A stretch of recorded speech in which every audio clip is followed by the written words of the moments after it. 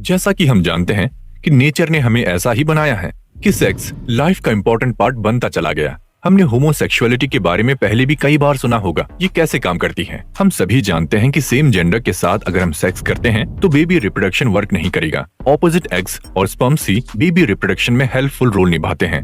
Theories कहती हैं कि आपकी हमारे सेक्सुअल डिजायर्स तब ज्यादा काम करते हैं जब हम इमोशनली या फिजिकली अट्रैक्शन से कनेक्टेड होते हैं।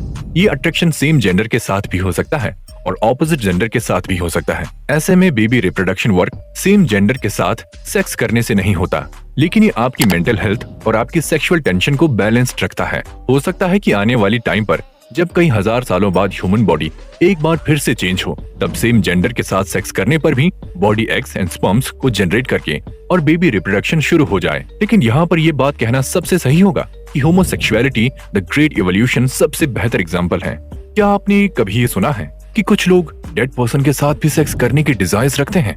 रिसर्च और थियरी में इस पॉइंट का बहुत ज्यादा डेटा नहीं है, लेकिन 100 में से 1% डेटा कहता है कि कुछ ऐसे ह्यूमन, एनिमल्स और पास्ट क्रिएचर थे जो डेड पर्सन के साथ सेक्स करने की डिजायर रखते थे।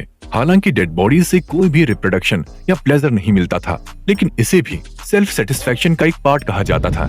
अभी कहना मुश्किल है कि ये पॉइंट प्रेजेंट टाइम में एग्जिस्टिंग है या नहीं, लेकिन ऐसे ही कुछ एविडेंस जरूर मिले थे जिनसे ये बात सामने आई।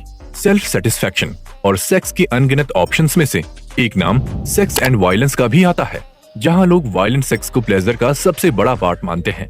सेक्स एक फिजिकल एक्ट है जो दो इंडिविजुअल पर्संस के बीच होता है।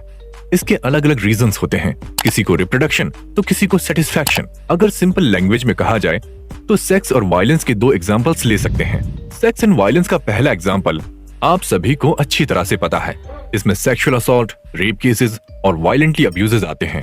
इसी तरह से एक बाइबल में लॉप नाम के एक फादर की बात को लिखा गया था, जहां पर फादर ने बताया कि उनकी 2 वर्जिन बेटियों का रेप किया गया। उन्हें गुस्सैल भीड़ ने सेक्सुअल अब्यूज किया था। सेक्सुअल असॉल्ट को रोकने के लिए जहां सेक्सुअल टेंशन होती है और डिजायर्स वायलेंट होने लगती हैं, कई शहरों में या पुराने समय में प्रोस्टिट्यूट सेंटर्स बनाए जाते थे, जिन्हें हम वैश्यालय के नाम से भी जानते हैं। इससे रेप केसेस कैसे कम होने लगे थे, जहां पर सेक्स डिजायर्स को कंप्लीट करने के लिए और इस तरह के क्राइम होने से रोकने के लिए एक जगह दी गई। किस्सों कहानियों में आपने आम्रपाली का नाम तो सुना होगा। ये कहानी हिस्टोरिकल एरा की है, जिसमें आम्रपाली को दुनिया की सबसे खूबसूरत महिला का नाम दिया गया था। आम्रपाली इतनी ज्यादा खूबसूरत थी कि लोग उसे देखते ही अपना मन बदल लेते थे। लोगों के मन में सेक्सुअल डिजायर जोरों से सर उठाती थी। ऐसे में वहाँ के किंग को जब आम्रपाली के बारे में पता चला तो उन्हें भी उनके लिए टेंशन होने लगी। आम्रपाली के साथ रहने के लिए, उसे देखने के लिए, उससे शादी करने के लिए वहाँ की भीड़ आपस में ही झगड़ा करते थे और कई बार लोग एक दूसरे का कत्ल भी कर देते। इन सभी को रोकने के लिए और किसी भी तरीके से क्राइम को आगे ना बढ़ने के लिए किंग ने एक बड़ा डिसीजन लिया। उन्होंने आम्रपाली को ग्राम वधू बना दिया, यानी कि आम्रपाली उस पूरे गांव की पत्नी बन गई। क्लियर वर्ड्स में कहा जाए तो आम्रपाली को प्रोस्टिट्यूट बना दिया गया, क्योंकि आम्रपाली के लिए जहाँ इतने क्राइम्स हो रहे थे, वहीं आम्रपाली के साथ अब कोई भी अपनी सेक्सुअल डिजायर्स को पूरा कर सकता था। सेक्स एंड वायलेंस को एक दूसरे नजरिए से भी देखा जा सकता है, जहाँ पर कपल्स या लव बर्ड्स सेक्स के दौरान एक दूसरे की बॉडी पर वायलेंटली अटैक करते हैं।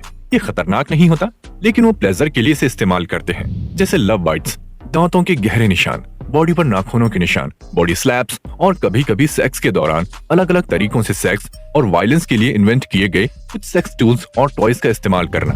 सेक्स वायलेंस को इस तरह से भी देखा जा सकता है कि इसमें लोग अग्रेसिव तरीके से अपने पार्टनर्स के साथ सेक्स करना चाहते हैं। ऐसा हमने कई मूवीज में भी देखा होगा, जिसमें एक पार्टनर अपने दूसरे पार्टनर के हाथ और पैर रस्सियों से बांध देते हैं या फिर उन्हें किसी लाइट हंटर से हिट करते हैं। इसे सिर्फ प्लेजर के लिए किया जाता है। बॉडी पर ऐसे मार्क्स बॉडी में सेक्स डिजायर्स को बढ़ाते हैं। सेक्स वायलेंस सिर्फ ह्यूमन में ही नहीं, बल्कि एनिमल्स में भी पाए जाते हैं। लेकिन एनिमल्स में कभी कभी एक की लिमिट क्रॉस होने पर दूसरे एनिमल की जान भी चली जाती है। थियरीज कहती हैं कि ह्यूमन अपनी लिमिट जानता है, इसीलिए ह्यूमन सबसे समझदार स्पीसीज में आता है। ह्यूमन हमेशा से ही समझदार रहा है। हमारे पूर्वज ने भी सबसे पहले जब आग की खोज की, या फिर जब उन्होंने सामान ढोने के लिए पहिए का इस्तेमाल किया, या फिर पहली बार जब उन्होंने गधे पर सामान को लादकर उनसे काम लेना सीखा, तब से लेकर अब तक ह्यूमन ब्रेन हमेशा ही ह्यूमन की तरक्की का सबसे मजबूत पिलर रहा है। ब्रेन ने ही हमें बंदरों से इंसान बनने में मदद की।